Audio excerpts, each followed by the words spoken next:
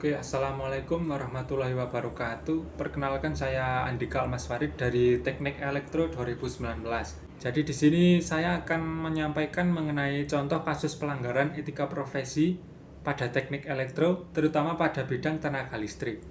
Oke, sebelum lebih jauh kita mengenal tentang contoh-contoh kasusnya, langkah lebih baiknya kita mengenal lebih dahulu etika profesi itu apa. Jadi, etika profesi itu berasal dari kata etik ya, sedangkan kata etik itu sendiri berasal dari Yunani ya, yaitu ethos, yang berarti kebiasaan yang baik.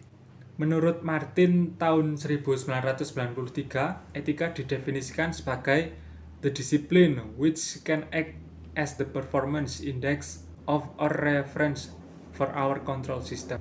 Dengan demikian, etika akan memberikan semacam batasan ya, maupun standar yang akan mengatur pergaulan manusia di dalam kelompok sosialnya. Jadi semacam memberikan batasan gitulah bagi setiap individunya. Sehingga etika adalah refleksi dari apa yang disebut dengan self-control atau pengendalian diri sendiri.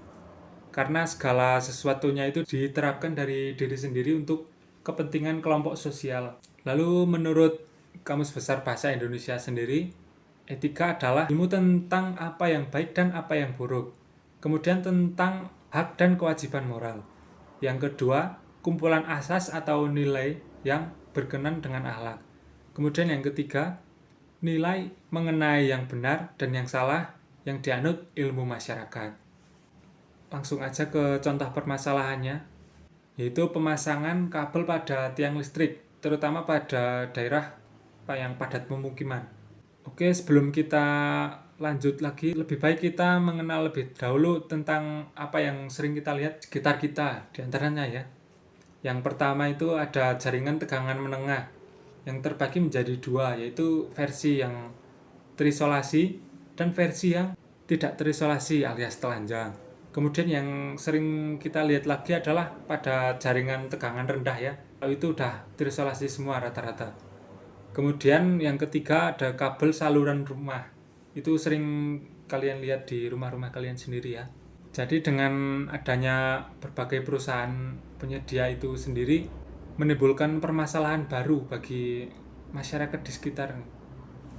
Bisa dilihat dari gambar ini ya. Betapa semerautnya gambar itu, seperti hidup siapa. Di sisi lain sih kabel itu emang sangat dibutuhkan bagi masyarakat ya untuk menunjang aktivitas kehidupannya gitu.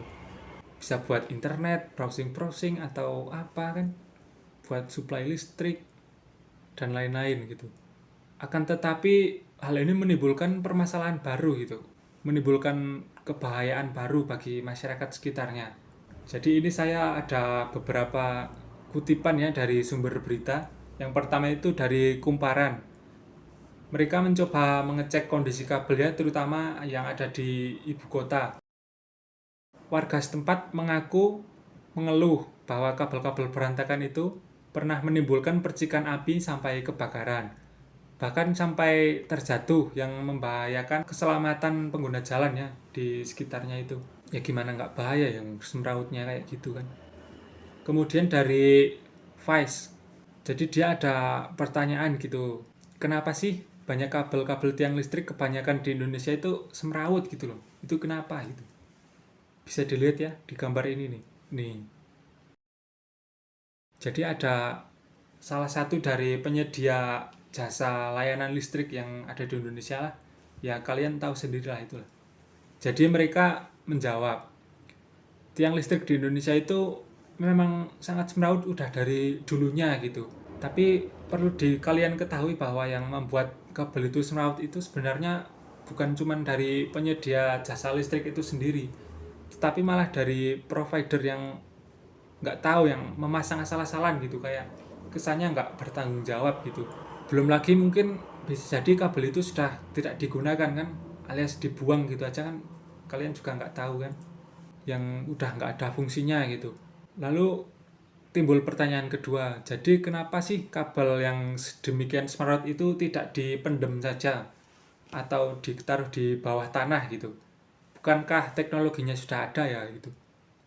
Ya memang sudah ada, tapi kan perlu kerja 2 kali lipat untuk menerapkan hal ini, seperti bongkar tiang listrik, pengamanan kabel sementara agar tetap berfungsi kan.